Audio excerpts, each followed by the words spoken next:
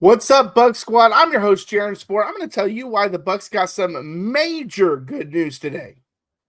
I'm Marcus Ray, and I'm going to give you a little bit some hope on why I think the Bucs just may beat the Cardinals. I'm James Yarcho, and I'm going to tell you why, despite the good news, Baker Mayfield should not play on Sunday. Hey, Tampa Bay, it's the Buccaneers squad. Everything Tampa Bay Buccaneers every week. Breaking down all the big hits and game-changing plays from the heart of the Sunshine State, the way only the Locked On Podcast Network can. With a touch of the Buccaneer way, the Buccaneer Squad Show starts now. What's up, everybody? Like I said, I'm Jaron Spor. We got the Bucs versus Cardinals preview for you today. We got an injury report update. Baker Mayfield, what happened? We'll talk about that. We'll go around the NFL, tell you some the games to keep an eye on this weekend, then we'll end it with our score predictions to wrap things up. Yesterday was a very doom and gloom episode for us and also for James, I'm sure, on yours. But we might have a little more hope on this one. But first, let's dive into the Bucs versus the Cardinals on this Monday edition of the Squad Show. Marcus, let's start with you. What are you seeing from the Cardinals that could pose any issues for the Bucs?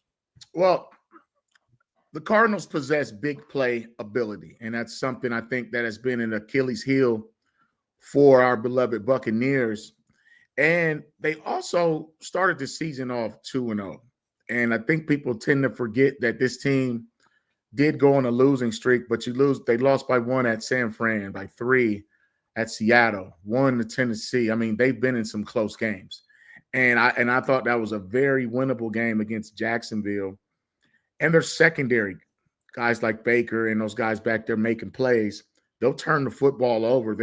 So they have the ability to run the football with Carter, Knight, and Wilson. I mean, he had a breakout game, 10 for 118, and that just scares me for a Bucs secondary that just didn't look too hot on Sunday night. So at this point, it's probably more mental than it is anything. When you think about where this team's morale could be, losing 4 out of 5, they were riding high at one point at 6-2. But if you guys remember our first show, I threw something out there and I said they could go 0-3 in this next stretch. And I didn't want it to happen, but the caliber of teams that they were playing better football than the Bucs, and they were more healthy. So, James, I just think that the Bucs, I think the Cardinals are scary. They're not good, but they've been in enough close games to where they have just enough pieces. They got McBride at tight end, who's going to be a problem. So they can score and they can turn the ball over. They just can't stop the run. Yeah, Trey McBride, I mean, he's probably the best tight end in football, right? Like he is what people still think Travis Kelce is. And he doesn't get the attention that he deserves because he's stuck in Arizona. He's not part of Kansas City. He's not on a championship contender. So Trey McBride is definitely a guy to keep an eye on. And of course, we don't know what's going to happen with Marvin Harrison. He had the appendectomy a couple of weeks ago. Don't know if he's going to be ready for this one. But this is a game that, for all intents and purposes, the Bucs should win. This is a situation that they've been in the last couple of years where you have this lull. Last year it was losing 4 straight. You go back to 2020, they were 7-4 going into the bye. This year they've lost 3 in a row. They've lost 4 out of their last 5, but then there's always that one team that starts off a stretch where it's like, okay, this is the get right game. This is a position that the Bucs are in where they can take advantage and they can start to get some things right. Jacoby Brissett, for all intents and purposes, like he's doing his best, but if he's dropping back and he's throwing the ball 57 times like he did against San Francisco a couple weeks ago, that is a recipe for disaster for him. And it's a recipe for Bowles to help get this defense back on track, because Arizona cannot protect Brissett the way that Buffalo protected Josh Allen, the way that Matthew Stafford was protected on Sunday night. This is a guy that he's a journeyman.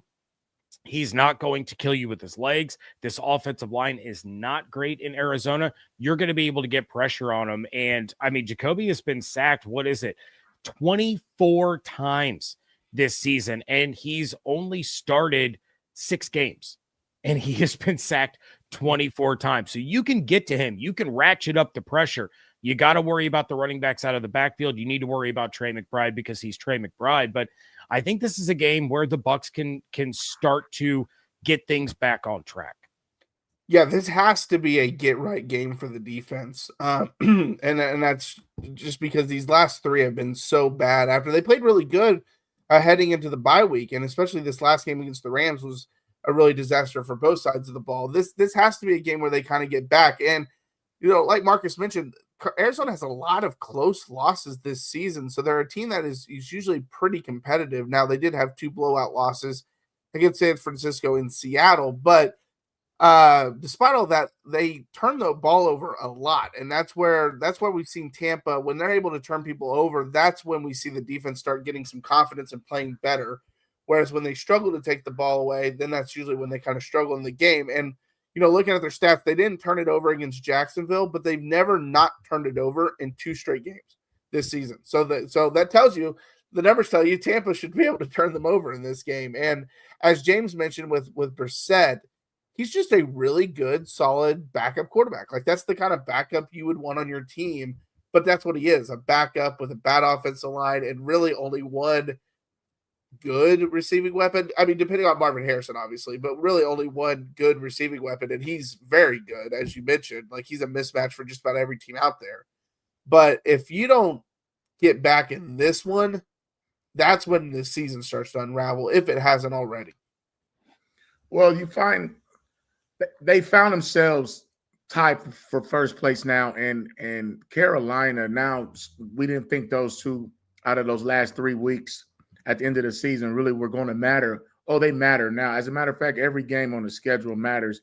And then, not to mention, when you average 3 yards a play, and I know that game got a little lopsided really fast, and I didn't get a chance to tell you guys last night my opinion on some of the things. I really thought that should have been a no play on that pick six. I just didn't like that. The ground can cause an incomplete pass, but it can't cause a fumble. And so what happens is it's always a judgment call. And I don't know if Otten had possession of the ball or not, but I know he had his knees on the ground with the ball in his hands. And so I just think the Bucs aren't in a position right now to recover from adversity. Obviously, they had opportunities a couple weeks ago against Buffalo. We saw that, but the offense just didn't seem in sync. I thought they ran the ball pretty well for the most part. It surprises me that 123 yards rushing is a good day in the NFL. I mean, I come from watching this league for 40 years, and some guys used to get that by themselves in a half. And I know it's a passing league and things are different. I just wonder what's going on behind the scenes, like what the conversation is, because if you do hang your hat, James, on they've been through this before last year, I just think every team is different. And they had to finish the game with Teddy Bridgewater in there. And regardless of what happens with Baker or not, Teddy has to be ready to play. And they almost have to put in, I don't want to say a new offense or a simpler game plan or something different with the same offensive line. It was good to see Godwin back out there, but it just seemed like the timing wasn't there. And then defensively, I just feel like the Rams just had Tampa Bay dialed up. I mean, the last 3 teams really have. I mean, they're watching the film and they're saying, okay, we'll throw at McCollum. We'll take him up top a couple times. But at some point, it's on the players, though. And I'll tell you this, like that first touchdown to Adams, the way he cut his split and was 7 yards from the sideline, the only place he could go was outside. And the young fella had outside leverage and still got beat. So it's just one of those things where these receivers are too skilled. Even if you are a defensive mastermind, football IQ has to kick in at some point, and you have to understand where you are on the field to make a play. Yeah, it was certainly – it was over before it even really began, right? You go back to the pick six. I said on my live show, I didn't hate the call. Otten, to me, never possessed the ball by the time his knee touched the ground, and at that point they were fighting for a live ball. That's something that Otten can't allow that situation to happen, right? He bobbled it 3 times. It hit him square in the hands. He needs to secure that ball. So that interception, even though it goes against Baker, this is why I think they should institute interceptions being attributed to receivers, because that was 100% Otten's fault. But before the game even started, the Bucs were already out of it, and you go back to the timing not being there. It's going to take a couple of weeks for them to find that rhythm. And obviously Baker's playing hurt. I still think that the injury there happened on the second third down scramble that he had on the touchdown drive. You saw him kind of wince when he got hit there. Winces again when he throws the touchdown to Tez, and you're like, okay, something's not right here. There's something going on. But all in all, I said on my live show last night, this defense looks defeated. They look like they've lost their heart. And I don't think that that's a coaching issue. I don't think that that means that they're not responding to Todd Bowles anymore. I think they're searching for an identity. We thought they had one when they went on that run before the bye week, and they were taking the ball away 2, 3, 4 times a game, and they were racking up all these sacks. And it seems like they don't have any sense of confidence in their abilities right now, which is why I think this Arizona game kind of comes at the perfect time, because I think this is the kind of matchup where they're going to be able to find that identity again. You hope Jamel Dean is out there.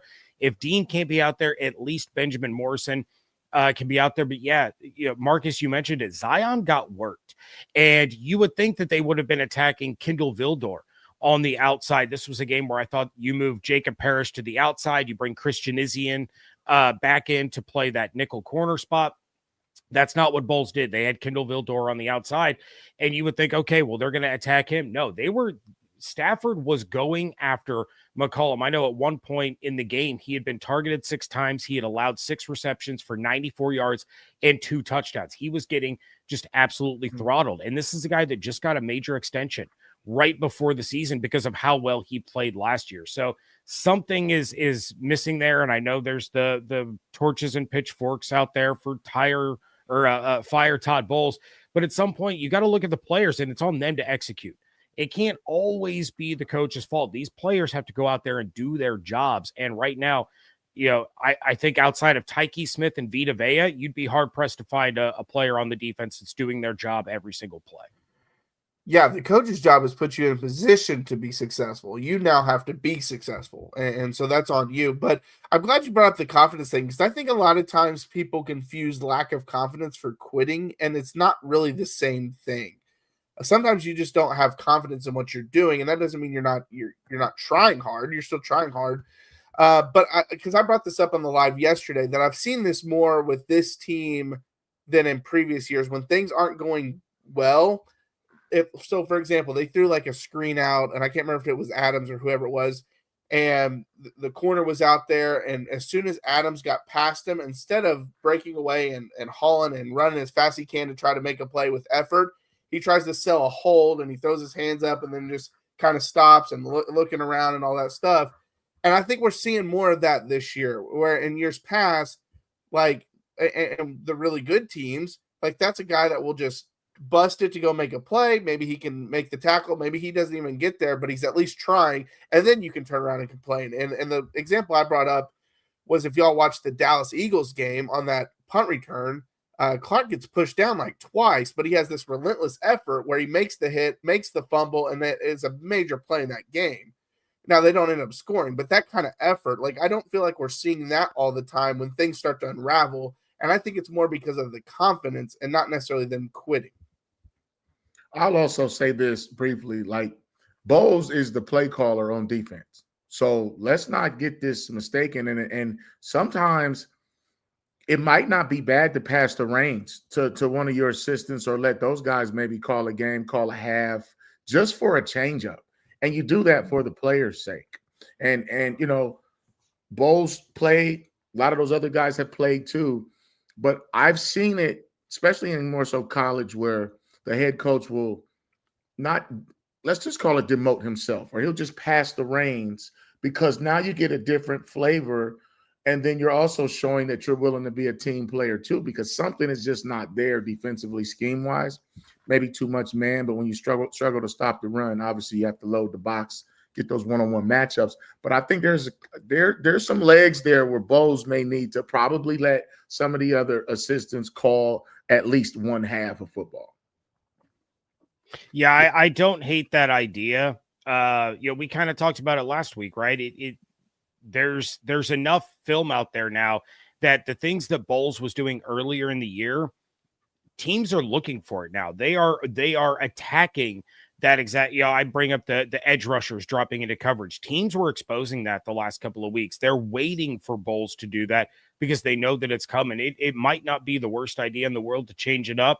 I just don't know if that's something that Bowles is going to be willing to do in the middle of a season. Maybe if going into next season, he's like, you know what? I'm going to take the Bruce Arians approach. I'm going to oversee, but I'm not going to be the full-time play caller. I'll send in my veto in certain situations, but that might be something that he needs to really think long and hard about. And I know he's going to get asked about it this week, but I just don't see him giving it up this year. And I feel like at least the last 3 games, it's become kind of evident that he maybe doesn't have the personnel to play the style of defense he wants to play. Because, and I talked about it on yesterday's show, like when they won the Super Bowl that year, he could be really aggressive because those defensive linemen were getting after it. And we saw it firsthand in that Kansas City Super Bowl game. Like they were getting after it. Whereas now they can bring a lot of pressure and still not get home. And now it's leaving the secondary on islands and they're struggling covering. And so that a changeup could be good just from that standpoint. Maybe not get as aggressive. But all right, coming next, we got to talk about the injury report because there has been an update on Baker Mayfield. We'll also talk about Bucky Irving. We'll do all that coming up next. All right, well, this episode is brought to you by PrizePicks. You and I make decisions every day, but on PrizePicks, being right can get you paid. Don't miss any of the excitement of this sports season. Whether you're following the NFL, NBA, or both, there's no better time to jump in on the action. If you haven't tried it yet, PrizePicks is the simplest way to play. Just pick more or less on at least 2 player stats, and if you get them right, you win. It takes less than 60 seconds to make your lineup, and you can play anywhere PrizePicks operates, including California, Texas, and Georgia. I know a lot of people that have used PrizePicks during football Sundays and NBA tip-offs. It keeps every game exciting. I like picking my favorite players, like, baby Baker Mayfield, to see how my predictions play out. These new stacks feature is a great game changer. You can now pick more on Steph's points, threes, and assists in the same lineup. Download the PrizePicks app today and use code LOCKEDONNFL to get $50 in lineups after you play your first $5 lineup. That's code LOCKEDONNFL for $50 in lineups after your first $5 lineup. PrizePicks, it's good to be right. All right, we're back with another segment. So we got a major injury report. Yesterday, Todd Bowles kind of talked about that they felt like it was a sprain to Baker's non-throwing shoulder, and that's kind of what the MRI ultimately said. It was a low-grade strain to the AC joint, and so they dodged a big bullet because obviously that's the shoulder he injured back in Cleveland where he had major damage to it, and so that was the first fear coming out of the game, like, oh no, did he do that again? And it sounds like it's a low-grade, so much so that they think he could play this weekend. Now, I as James kind of teased before, I kind of agree with that. I don't think he should play this weekend, but at least it's good enough news where he could be healthy enough to play now, so he's not going to miss multiple weeks in a crucial part of the season. Go ahead, Jaron. Yeah, I just, this is one of those situations, and somebody needed to do it in the game against the Rams, and maybe they did at halftime, but it needed to be done before. You have to protect Baker Mayfield from himself at this stage of the game because we all know Baker's mentality. We all know that he's going to say, no, I'll fight through it. I'll play through it. I'm going to be there for my guys. You need to sit him down. I said going into the season when they signed Teddy Bridgewater, I said, if Baker, God forbid, goes down for a game or two, I trust Teddy Bridgewater to go in and be a serviceable enough quarterback to win them a game or two. Now, if he misses half the year, that's a completely different story. You're not making the playoffs. You don't really even need to worry about it. In this particular game, I think you have to sit Baker Mayfield because you're going up against a team that you can beat without him. Marcus, you talked about it at the top of the show. You can run on the Cardinals. By all available information, it sounds like Bucky Irving is back this Sunday against Arizona. You have a Cardinals defense that is one of the worst in the NFL. in allowing yards after contact. And you're getting back a running back that has more than 50% of his career yards coming after contact. You also have Rachaad White and Sean Tucker, where if you don't have a group of guys bringing them down, they are going to continue to churn. They are going to continue to move those legs and gain more yards. Now you have the opportunity to do that against one of the worst teams in the NFL, against yards after contact. So this is a game, and I think this is an offense right now that has to lean heavily on the run. You have a trio of running backs that can get the job done. You just need Teddy to manage the game. Ibuka doesn't need 150-2. Chris Godwin doesn't need 14 targets. Cade Otton doesn't need a dozen targets. You need to run the ball as much, if not more, than you did against Buffalo in this one. So let Baker sit, let Teddy manage the game, and let Bucky, Tucker, and Rachaad carry the weight of the offense for you. I agree with that. And Baker has been playing injured for a while now. And this was, I think, the greatest fear that we all kind of had was that, he needed to stay healthy while everybody else was trying to get healthy. You didn't want to get a Bucky back into Chris, and now you don't have Baker. Now you're right back to square one as far as not having all of your guys, that all of your weapons clicking at the same time. But I do think this is a game that the Bucs should try to shorten the game, whether if Bucky plays or not. You limit his pitch count and rely on Rachaad and Sean. So if this game ends up 10-6, I wouldn't be mad at that, because at this point you just want to win. It's surviving advance now because they're not in the same position that they were three weeks ago. Now, if they were sitting at let's say 9-2, had they won these three, then I would say sit Baker for sure for 2 games. But now they have to be really, really smart on when and if he does come back in the next couple of weeks, and is the juice worth the squeeze? Can you now? I would say dress him. I mean, I wouldn't make him inactive. I would always present the threat of my starting quarterback still available to play. He's just not going to start. So, and he probably, not going to take too many reps in practice, but Teddy's got to take as many reps as possible. I mean, he has to clean up his footwork. He just looked a little out of sync, and he was thrown into a situation where he probably didn't even expect to play. So if you do get Bucky back, that makes a huge difference, because now you have a 3-headed monster at running back, and I think you can game plan some things there. And I don't think you ask Teddy to be Baker as far as trying to go vertical or, like you said, force the ball to too many guys. At this point, Tampa Bay needs to run the football, shorten the clock, create some turnovers on defense. And remember, Arizona has some special teams issues too a couple weeks ago against San Francisco. So they're a team that'll play you tough but find a way to lose. But Tampa Bay has to, at some point, get back on track. And I think it's running the football and sacking the quarterback. They just haven't been able to sack the quarterback when it matters. Because Matthew Stafford, listen, I lived in Detroit for 7 years, and it was from 2011 to 2018 to be exact. And Stafford was a good quarterback, but ever since the Super Bowl and the trade and all of that, he's been a different animal. And I don't know if it's McVay. I don't know what's going on, but he looked awfully sharp. I mean, everybody just kind of knew where they were going to be on the field. You don't want Brissett to even get any confidence going. I mean, the guys like him and Jameis Winston, like they'll beat you, but they'll beat themselves too. I mean, they're just all in the same little pocket. We need Teddy Bridgewater to be like a Charlie Batch, to get in there and just get it done and find a way to win and stay healthy.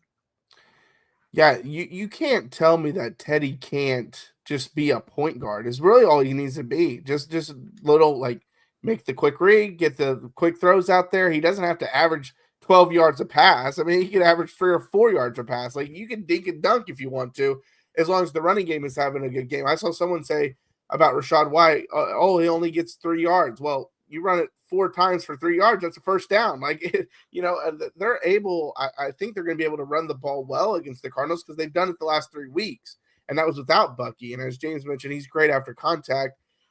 So I think they're going to be able to run the football, and then Teddy's job is just to manage the game, be that point guard, dish it out, get some key first downs, keep them in manageable situations with the run game. So it's 3rd and 4, 3rd and 3, 3rd and 2, 3rd and short scenarios. And then let him just kind of dink and dunk and be that kind of point guard. And as Marcus mentioned, this isn't college where you have to win with style points. You don't have to do that. You just have to win. Like, that's all that matters. Just win the game. You can win the game 3-0. You won. That's all that matters. And so that's just what they have to do in this game. And if they can't do that kind of game plan and beat the Cardinals, then there's bigger red flags because they should be able to run on them. Teddy should have a good game throwing the football with smart decisions. Now, the one thing about Teddy, and Marcus mentioned this too, and we talked about on yesterday's show, he kind of looked like a guy that hadn't played in a while. He kind of looked a little older, kind of looked a little slower, but again, he's not prepared to play. And we talked yesterday also about Shadur Sanders last week when he got thrown into it, didn't look great. Then he gets a week to prepare and he looked much better. I think that would be the same for Teddy if Teddy is the guy that comes out and plays this week.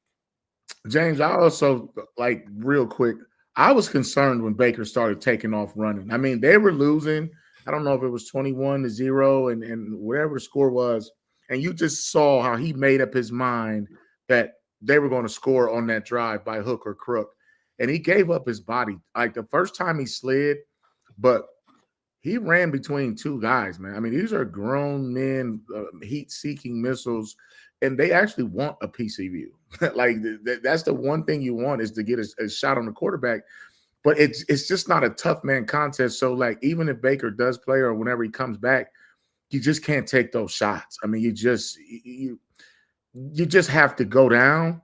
But I think it clicked in for him that he didn't want to lose, or he didn't want to lose that bad, and he was going to do whatever he had to do to win. And I just think sometimes, like you said, it was over before it started. But even if you lose, you don't want to lose him. It's just, and I think he has to think that way too. Like, you are the piece on the board that they need the most. Like, it's you.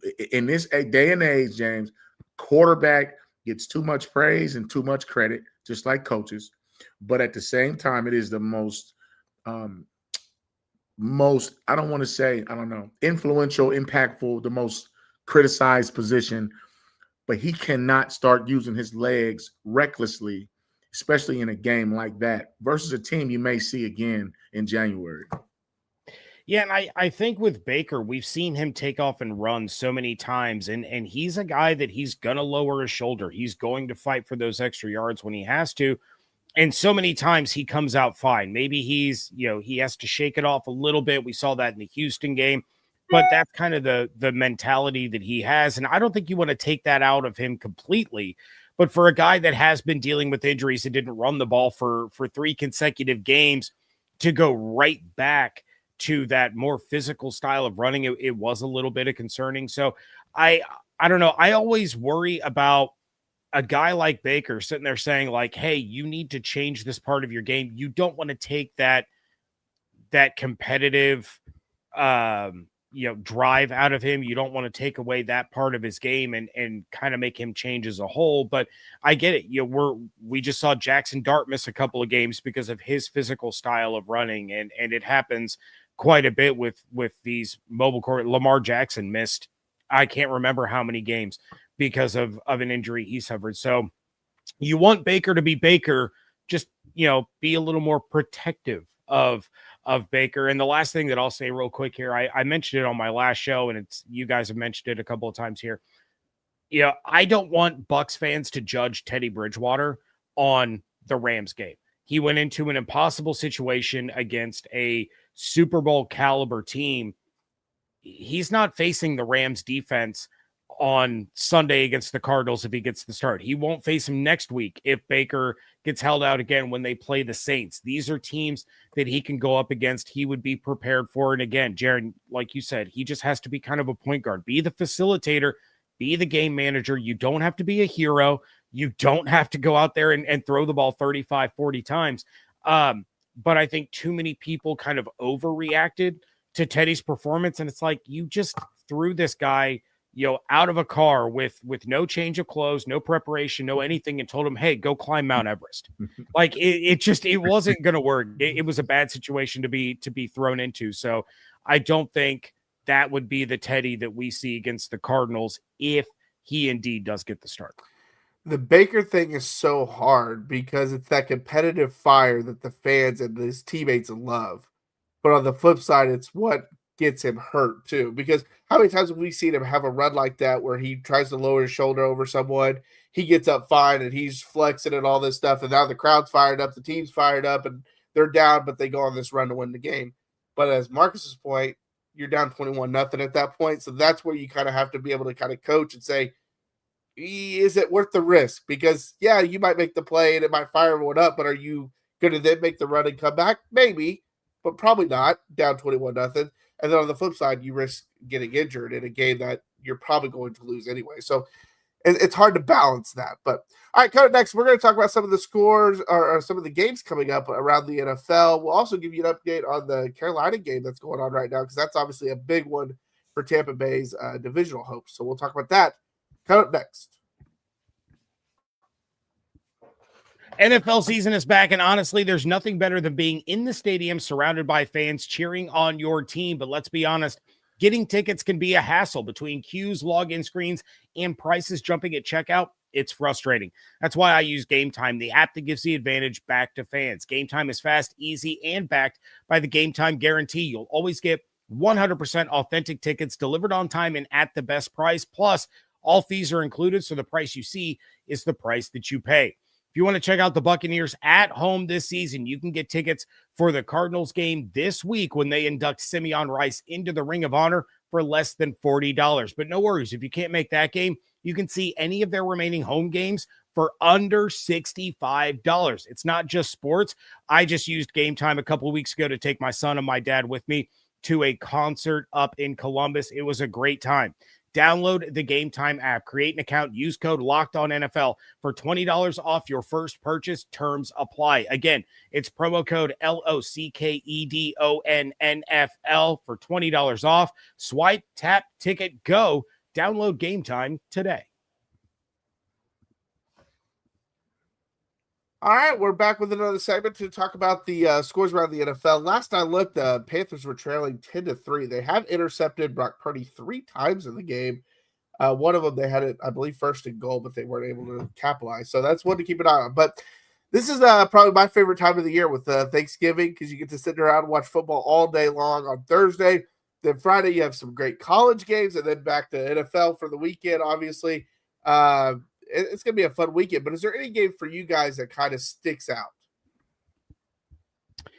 I mean, I'll start just for, to start the week off, right? I'm looking at Green Bay, Detroit. That matchup is going to have playoff implications in the NFC. It is going to affect the Buccaneers depending on who wins this game and what the Bucs end up doing the rest of the season. That's going to be a massive matchup, not just for the NFC North, but for the NFC as a whole. Outside of that, I mean, I guess the Chicago-Philly game could have some implications. I don't know who Chicago thinks they are. At this point in time, I don't know who they think they are. They should not be winning all of these games in a row. Something is going to have to happen to bring them back to earth. But then, of course, I'm keeping an eye on Atlanta and the Jets, and then the Rams and Panthers. That's the other one, this weekend that I'm really, really interested in because we just saw what the Rams were able to do to the Bucs. What are they going to do against the Panthers? Are the Panthers a better matchup than the Bucs were in that game? Are they going to put up a bigger fight? Is this the game where the Panthers kind of say, look, we're for real and we're coming for Tampa. We're coming for the South. And this is their statement game. That one is one that you're really, really going to have to keep an eye on. Yeah, man. I think for me, first of all, I mean, I don't understand what happened to Philadelphia in that second half. I mean, that was one of the worst debacles that I've seen from a defending Super Bowl champion with a 20. I mean, you don't score a point in the second half. I mean, it was one of the – and I was sitting there watching it thinking to myself, I know this is not happening.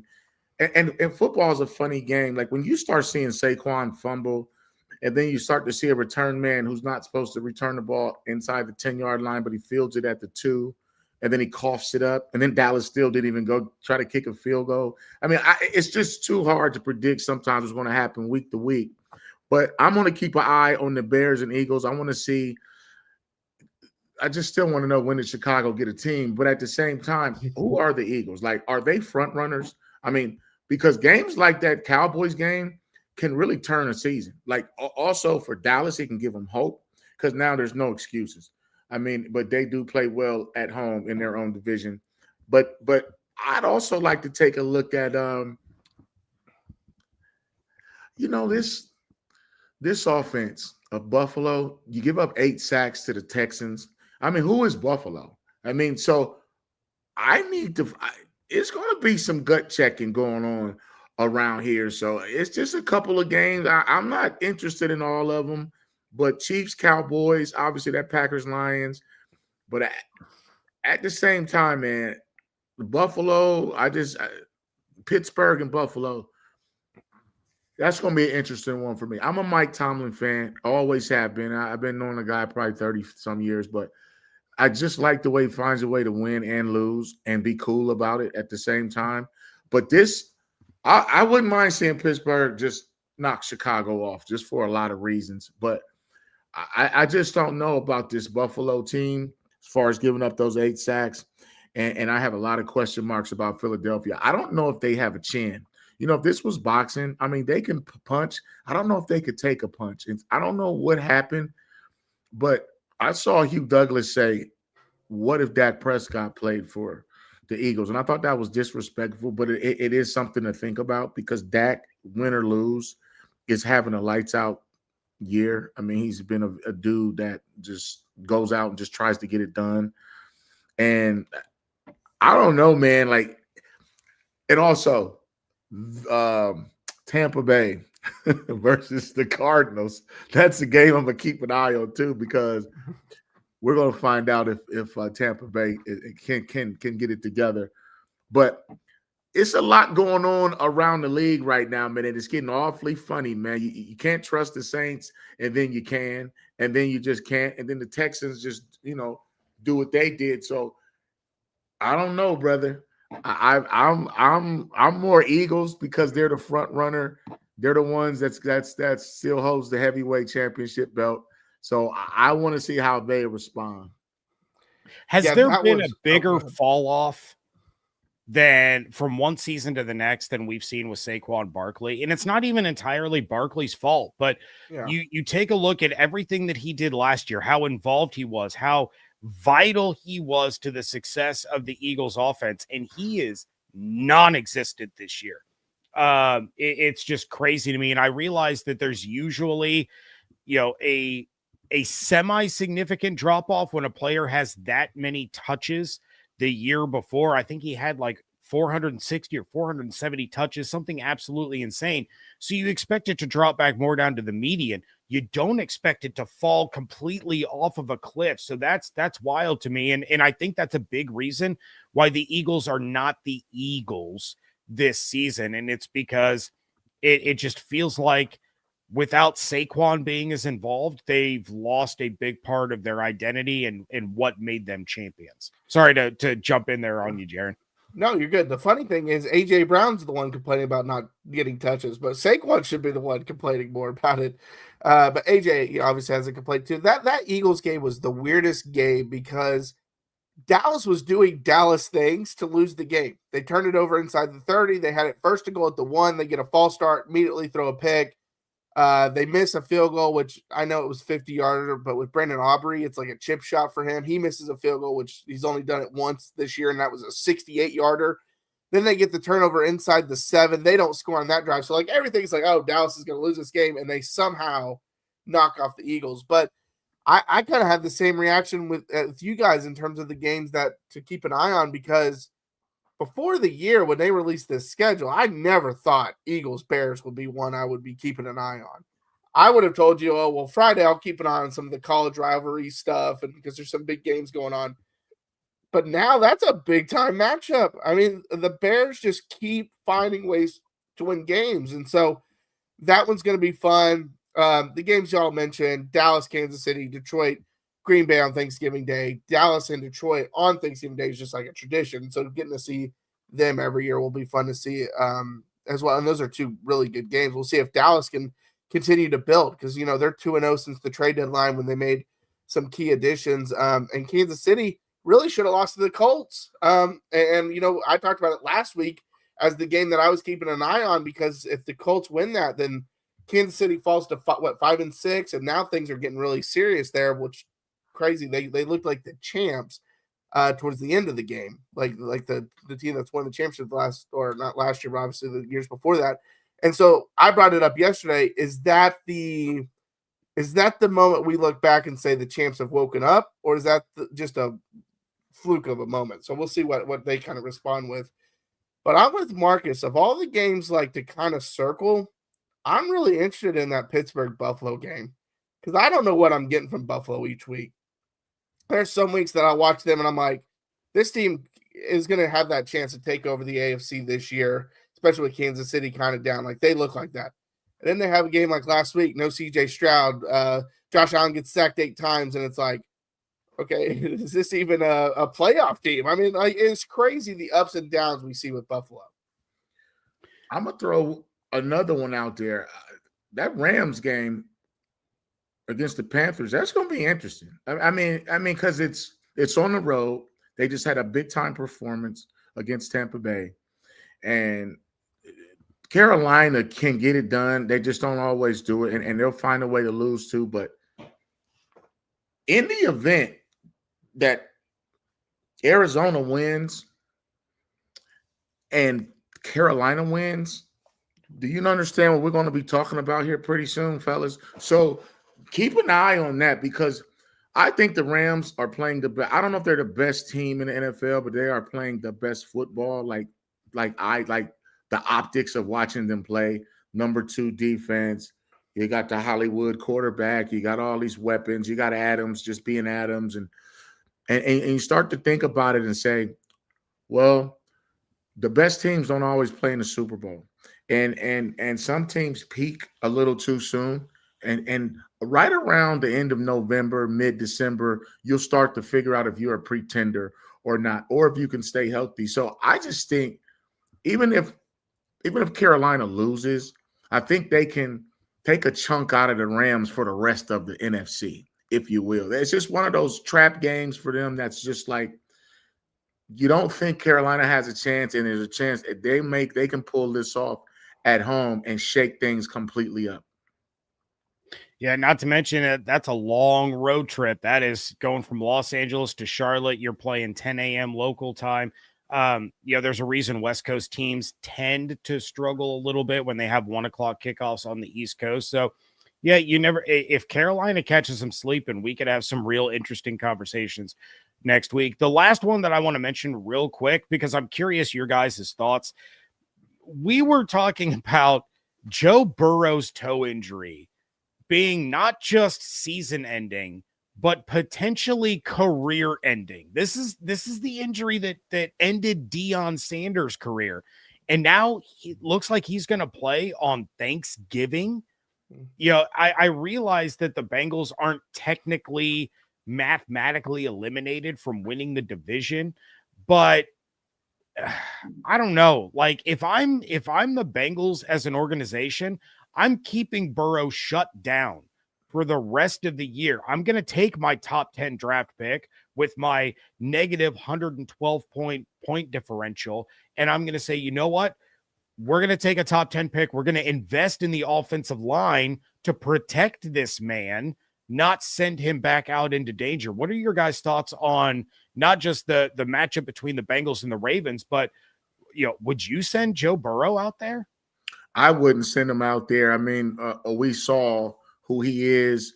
We've seen some of the things he's done, some of his greatness, but and he still has those weapons on the outside. I just don't think this is a season that you spend your money out there on him playing with a situation like that. Look, one of my best friends, Charles Woodson's career almost ended with turf toe. I mean, it was part of the reason that he sat out a few seasons, almost didn't even get re-signed. And so it was one of those deals where that's not nothing to play with. A turf toe is, I mean, you need your feet. That's all I'm going to say. And if you ever had it, it's one of those things where it almost doesn't go away. But if you stay off of it long enough, then I think you have a shot. Yeah, I agree. I don't understand playing them because, like James mentioned, I guess technically they're not mathematically eliminated, but they're not making the playoffs. I mean, let's be real. Even when he was playing, it wasn't like they were winning all these games. It's not like they start undefeated with him. He goes down and then they go on this losing streak. Like they weren't winning when he was in there very often. And Joe Flacco hasn't been bad. I mean, it's not like he's been great, but he's not been bad either. And so I agree with James because also you have a really good draft pick right now on the line, and they probably will still get it even with him playing because they're probably not going to win many games because they're not a great team. But the risk is now, what if he takes another shot, or what if something happens and he re-injures the toe, or whatever happens, that's the biggest risk. And if it's my face of my franchise and my future and all that, I don't know if I'm risking that. I mean, that's the business part in it. That tells me that Zach Taylor must be feeling some pressure if he's throwing him out there. That's what that tells me, is he's got some kind of pressure that if they don't kind of rally here at the end, this might be his last year kind of thing. That's the only reason I could say that they would do something like that. But all right, coming up next, we're going to go into our score predictions and talk a little more about the upcoming game against the Cardinals. So don't go anywhere.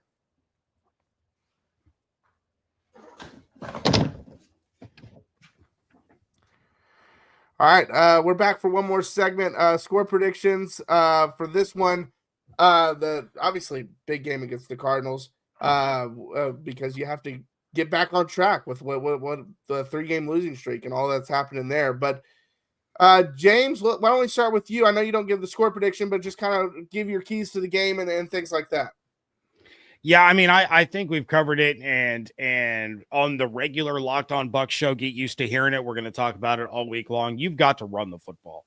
You have got to run the football at a 2.5 to 3 to 1 clip that you are passing the football, and it's for a multitude of reasons. Number one, we've all discussed it. Teddy Bridgewater needs to be the manager, not the hero. You have, again, from all available information, it sounds like Bucky Irving is returning to this game. You now have a trio of backs that can go up against a bad run defense, and you can help control, the tempo. You can control the clock. You can control everything. That is twofold. When you're running the ball down an opponent's throat, you are building up the confidence of your offensive line.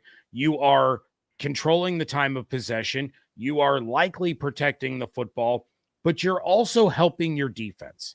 You're not going out there and going 3 and out numerous times. You're not turning the ball over. You are keeping that defense on the sideline. And when your defense is the problem lately, the less they're on the field, that's probably for the better.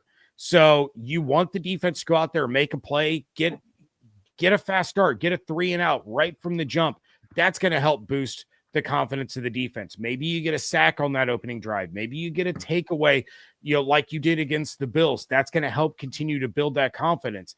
But at the same time, the less they're out there, the less opportunities they have to start to fall apart down the stretch or make mistakes that they go, oh crap, here we go again. You don't need Trey McBride busting off a 55-yard touchdown. So that's why you have to just put this game in the hands of Bucky, Tucker, and Rashad, because that is going to be the way that you get this done. Yeah, and I think defensively, when you look at that game last week, Jacksonville had 6 sacks. I mean that's huge. So I think Tampa Bay needs to win the turnover battle. And to your point, James, they better be able to run the ball because this Arizona secondary will pick you off. I mean, Trevor Lawrence threw 3 interceptions, and he's kind of a riverboat gambler at times, but they turned the football over and they were very impressive at times defensively, this Cardinals unit. So you don't want Teddy back. If you can't run the ball, then he is going to have to throw the ball more than you like. Then you can't have penalties.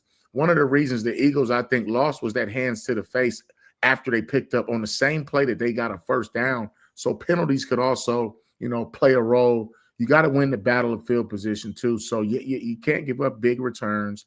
And then you also have to try to flip the field when you can to try to help Teddy out. But I think this Bucs defense needs about four to five sacks. I think they need to rush for about 175 to 190, 3 touchdowns. And I think they need to win the time of possession battle. I think the longer they're on the field and their defense isn't, then that just limits Arizona's opportunities to get down the field. And God forbid some more of those big plays that we've been seeing. But this Mike Wilson, at any moment, it looks like he's a dude he's their number one guy. And it's going to be interesting to see how Todd Bowles tries to defend him, as well as a tight end, because if he has 10 receptions like he did last week, could be a long day. I mean, because Brissett threw some dots, man. I mean, there was a couple balls he completed that was like, okay. And then this Wilson guy just keeps getting open. So you don't want those two backs to get hot either. So I just think they have to stop the run the ball, win the turnover battle, get about 5 sacks, and win the time of possession.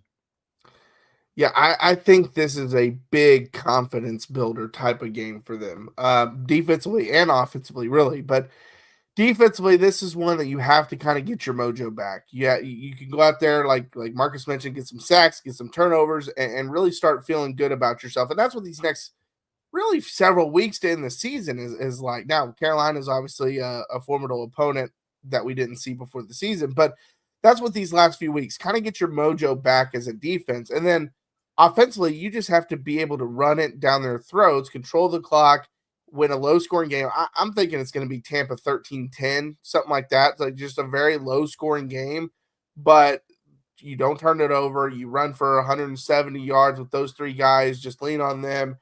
Let Teddy just manage the game. Like, Teddy should have a game where he's like 20 of 22 for 150 yards or something. Like, it shouldn't be like that's the kind of game I would like to see from him.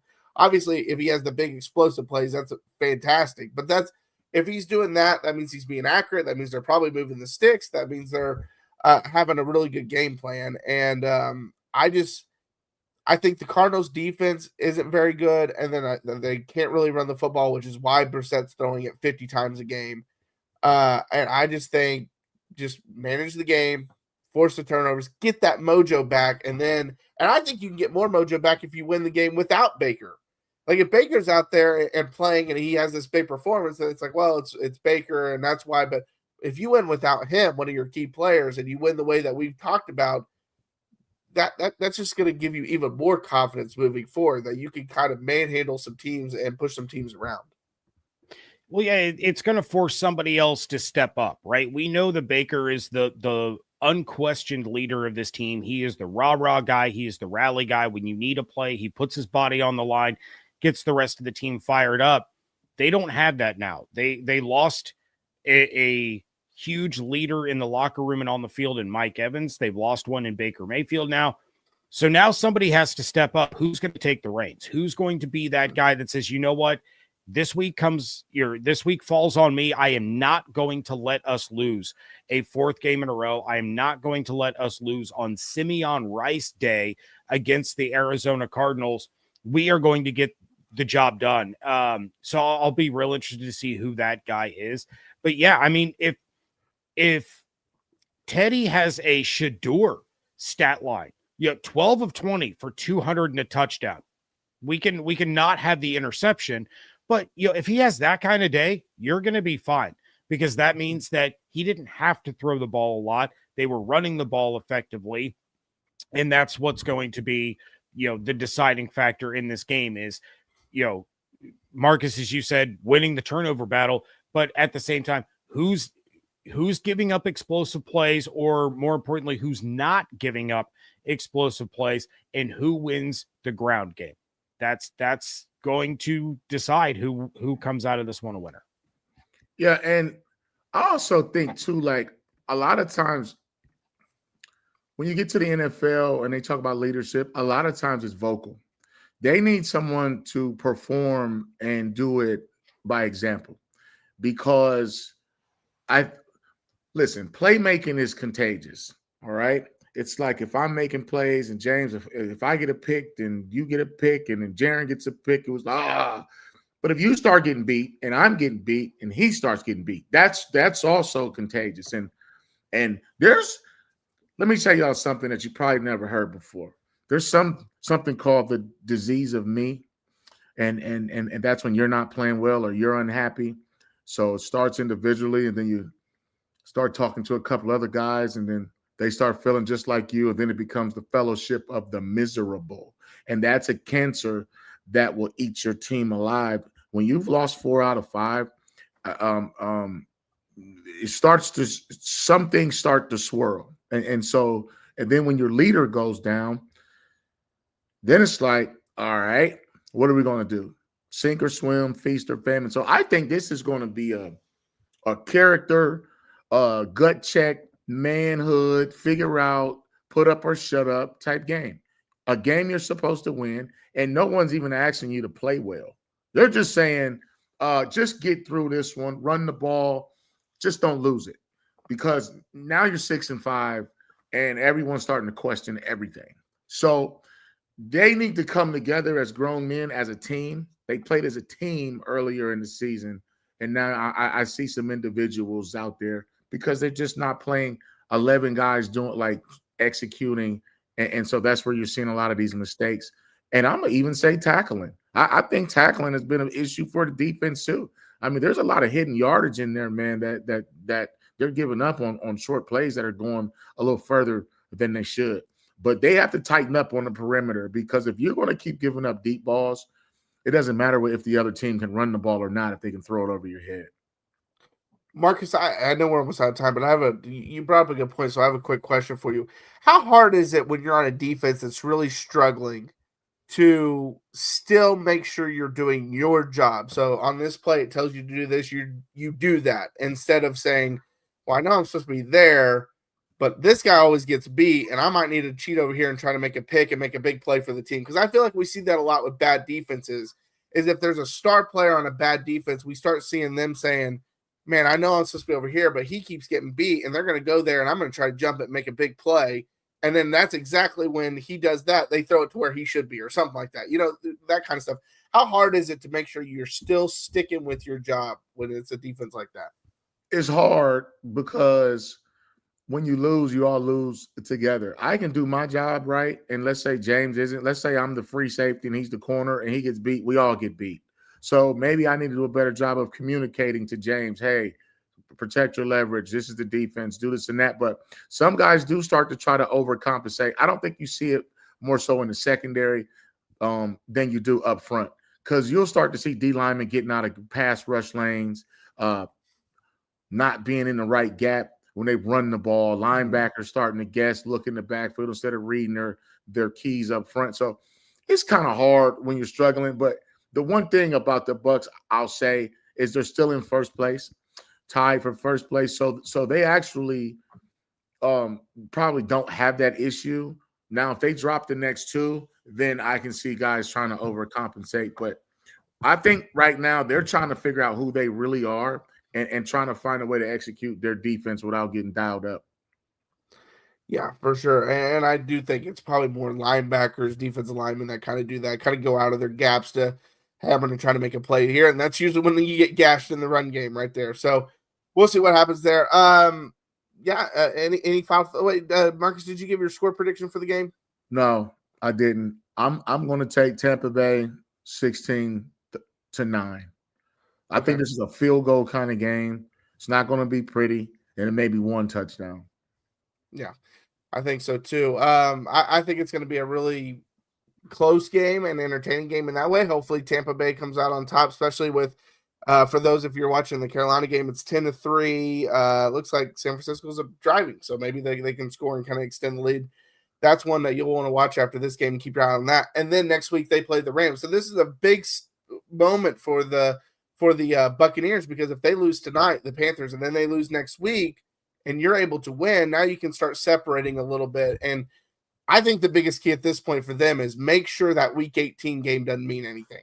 Like that should be their goal the rest of the year. Make sure that doesn't mean anything, because then, without injury riddled they are, you can start resting some guys and doing some things like that in that game. Because, as I said yesterday with Ryan on the show, I really feel at this point you're just trying to get the division, get the 4 seed, because you're the 1, 2, 3 seeds are light. And I know they're not officially eliminated from it, but those are pretty much out in my opinion. So just try to get that 4 seed. And so you need to make that week 18 game kind of irrelevant. But all right, that was a fun Monday show. A little different this week. We got a holiday, so we had to get that one done. But hopefully we'll have a more fun post-game show this upcoming week than what we just had yesterday. So thank you guys so much for following us on the squad show. And remember, I said this yesterday, this doesn't take away anything from what James does. James still does a great job doing his content on Locked On Bucs. This is just added content for you guys. So check out his show daily, and then check us out post-game and then